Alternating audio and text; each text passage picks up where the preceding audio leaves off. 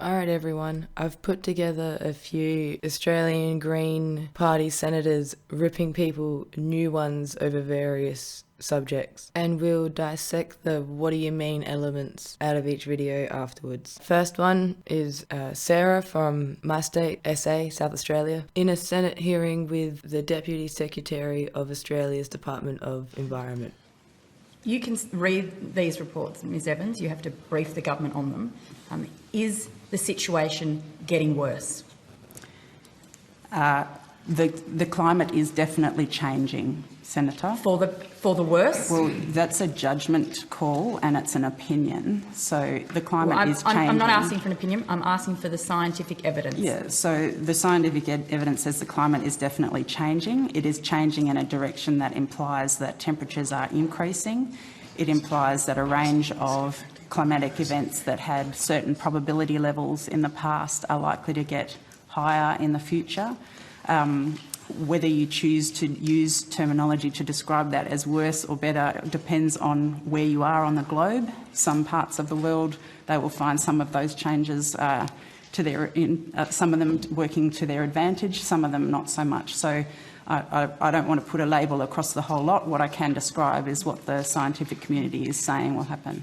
What do you mean, lady? Come on, you said it yourself. It's changing in a direction where temperatures are getting higher and natural disasters are probably going to be more often. Where on the globe is better off with more natural disasters? Where on the globe is better off hotter? Oh yeah, I've seen the arguments made. I've seen, Mike Pompeo say, yeah, when the ice melts it'll be easier to go up there and drill for more oil and send shipping through that part of the world. Yeah, well, nah, not really worth it. Doesn't really seem like a big benefit to me, because at the end of the day, I think an Australian Senate hearing, they're going to kind of prioritise Australia, and if the temperature's getting hot, well then there's the answer for you. It's worse. It's getting worse. You do not want it to get hotter in Australia, so I'd say it's getting worse. Next up, we've got Nick McKim from Tasmania doing a magnificent job in Legal and Constitutional Affairs Committee, really using his words to get to the bottom of something and going into bat for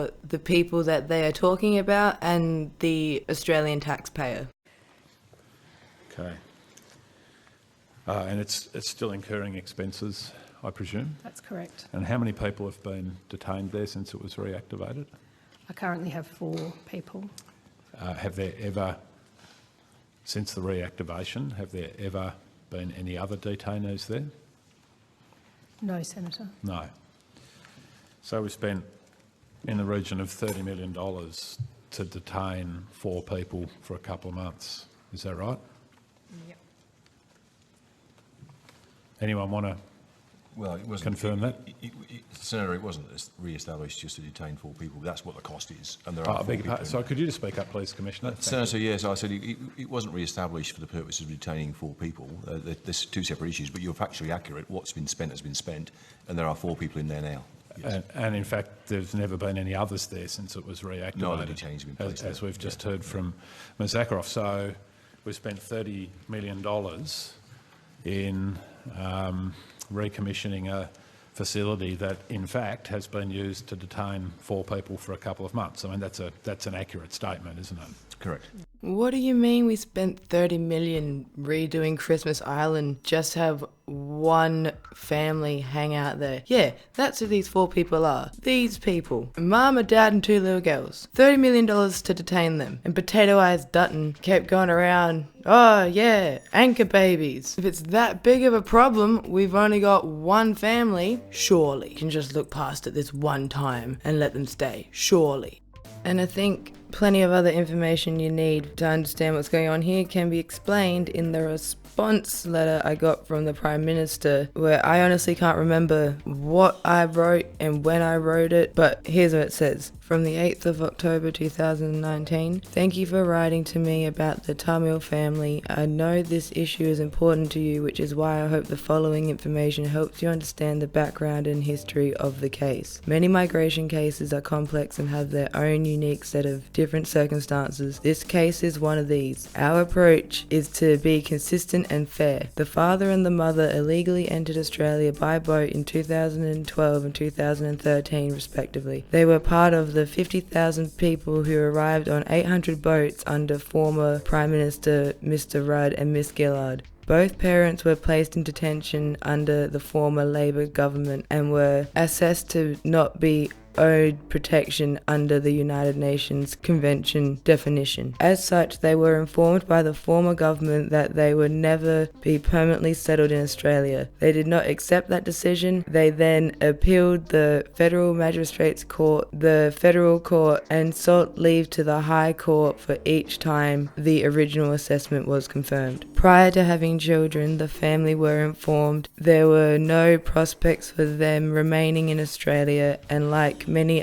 other countries, Australian law says that children born here to non-citizens adopt the status of their parents. In other words, having children in Australia would not allow them to remain in Australia. You should have no fear about the family returning to their home in Sri Lanka. With the end of the civil war being in 2009, Tamils from around the world have safely returned to Sri Lanka, having been accepted back by a democratically elected government, including around 1,500 people who arrived in Australia by boat. The government has been entirely consistent when it has come to our border protection policies. Thanks to these policies, we've succeeded in putting an end to horrendous loss of life that occurs when people were put in dangerous boat journeys by criminal people smugglers. We will not send mixed messages because that will only encourage the people smugglers to resume their life-threatening trade. No fewer than 6 Sri Lankan boat journeys have already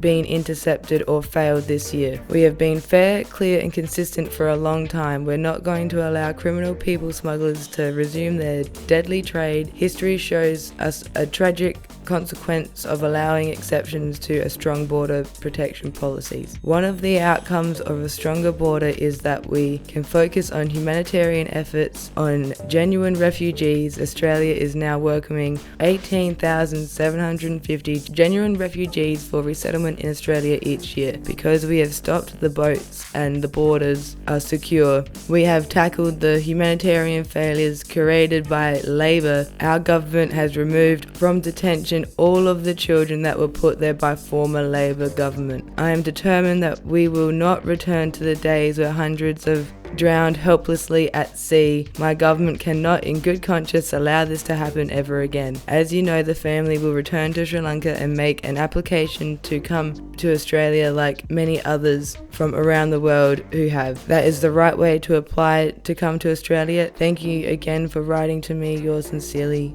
Captain Chud. Yeah, Scott, that's really going to show those people smugglers. Oi, don't you dare bring anyone to Australia on a boat, because we will waste a fuckload of money and make ourselves look like absolute morons and be needlessly cruel to innocent people. Yeah, that will show them. But yeah, I'll just wrap this up with a awesome one-liner from one of my favourite senators, probably my favourite senator, Green Senator from WA, Jordan. It just goes to show, whatever colour the party is, if it takes money from fossil fuels, it can't be trusted on climate change. Oh yeah, for anyone that's not Australian or Indian, a dandy, we let him open up a coal mine. Thanks for watching, like and subscribe. I'm working on a different video, but this one, once I saw these clips, I couldn't help myself. And yeah, links will be below if you want to help out the channel. Patreon.com/WDYM videos. Have a good one.